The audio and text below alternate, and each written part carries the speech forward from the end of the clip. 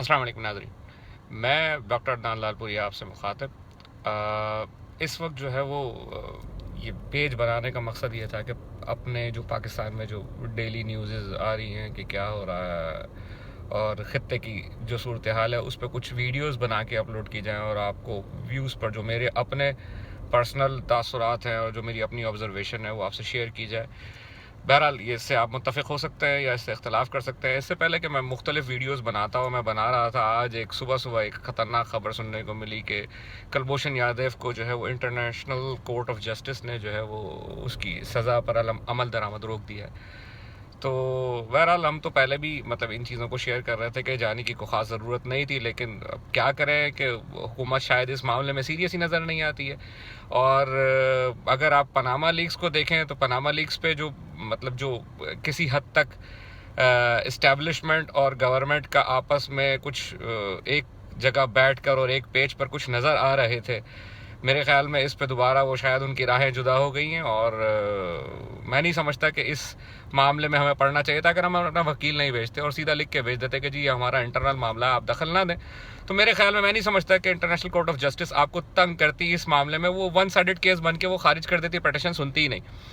لیکن اس قسم کی واہیات حرکتیں کرنے کا مقصد یہ ہے کہ پاکستانی گورنمنٹ شاید اگر وہ بے قصور ہے تو وہ ایک الگ بات ہے، لیکن اگر وہ قصوروار تھا تو آپ لوگوں نے اتنے دنوں تک اس معاملے کو پینڈنگ میں کیوں ڈالا؟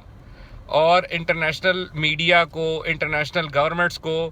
کم از کم ایک کوئی بڑا سیشن بلا لیتے۔ پاکستان میں ہر ملک کا سفیر موجود ہے، کم از کم ان کو بلا کر ایک ڈوسیٹ دے دیتے کہ بھائی اس نے یہ کام کیا تھا، یہ اس کا قصور تھا، اور یہ مبارک سم تھنگ کے نام سے، مبارک پٹیل کے نام سے جو ہے وہ یہ ٹریول کر رہا تھا اور یہ دہشت گردی میں انوالو تھا، یہ کوئی عام جاسوس نہیں ہے۔ لیکن میرے خیال میں نہیں سمجھتا کہ اتنے ثبوت ہونے کے باوجود، جو کہ گورنمنٹ کہہ رہی تھی، جو کہ اسٹیبلشمنٹ کہہ رہی تھی، گورنمنٹ نہیں، اسٹیبلشمنٹ کہہ رہی تھی کہ ہمارے پاس مکمل ثبوت ہے، اس کے باوجود اس قسم کی واہیات حرکتیں، یا تو یہ ہے کہ وہ واقعی بے قصور ہے جو کہ انٹرنیشنلی شاید ثابت ہو جائے، لیکن چونکہ ہمیں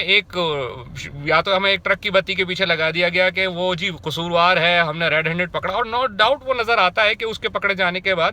بلوچستان میں حالات نارمل ہونے شروع ہوئے ہیں۔ تو اگر وہ اتنا بڑا قصوروار تھا اور آن ڈیوٹی جو ہے وہ کرنل رینک کا آدمی تھا، تو اس پہ آگے ایکشن کیوں نہیں لیا گیا؟ یا تو گورنمنٹ یہ ہے کہ اپنا کاروبار چلانے آئے ہیں، پاکستان کے معاملات میں سیریس نہیں ہے۔ اگر آپ مغلوں کی تاریخ پڑھیں تو پہلے بھی یہ ہوتا رہا ہے کہ مغلز نے جو ہے وہ صرف اینڈ میں لال قلعہ کی حد تک محدود رہ گئے اور اس کے بعد انگریز آئے اور صفایا کر دیا۔ تو لگتا یہی ہے کہ پاکستان، اللہ نہ کرے میرے منہ میں خاک، لیکن اس قسم کی واہیات حرکتیں ہو گئی تو پاکستان کا مستقبل مجھے نہیں لگتا کہ کوئی خاص روشن ہے۔ اتنی بڑی طاقت ہونے کے باوجود عراق اور سیریا اور دیگر افغانستان وغیرہ بننے میں زیادہ دیر شاید نہ لگے، اگر یہ اس قسم کی نان سیریس ایکٹیویٹیز میں انوالو رہے تو۔ ہمارا دل شاید اس وجہ سے جلتا ہے کیونکہ ہم پاکستان سے بہت زیادہ محبت کرتے ہیں، ہم چاہتے ہیں کہ پاکستان ترقی کرے، لیکن جس لیول کے، جس قسم کے عجیب و غریب لوگ اس وقت برا جمان ہیں سیٹوں پر، اگر وہ اس قسم کی واہیات حرکتیں کریں گے تو میں نہیں سمجھتا کہ آگے ہمارے ملک کا مستقبل روشن رہے گا۔ بہرحال ہو سکتا ہے میری باتوں سے کچھ لوگوں کو اختلاف ہو سکتا ہے، یہ میری اپنی رائے ہے، میں اپنی رائے آزادانہ طور پر، اسی لیے ہم نے سوشل میڈیا کا جو ہے سہارا لیا ہے۔ بہت سارے لوگ اپنی رائے جو ہے وہ بھیجتے ہیں۔ آپ کو جو کمنٹس ہیں، آپ کی جو رائے ہے، برائے کرم ضرور لکھیں اور اس پیج کو لائک کریں۔ باقی چیزیں، بہت ساری چیزیں میں انشاءاللہ بنا رہا ہوں، آپ سے وقتاً فوقتاً شیئر کرتا رہوں گا۔ سی پیک پر بھی میں مٹیریل میں پہلے پوری اسٹڈی کر لوں، اس کے بعد انشاءاللہ ڈسکس کریں گے۔ تب تک کے لیے السلام علیکم ورحمۃ اللہ۔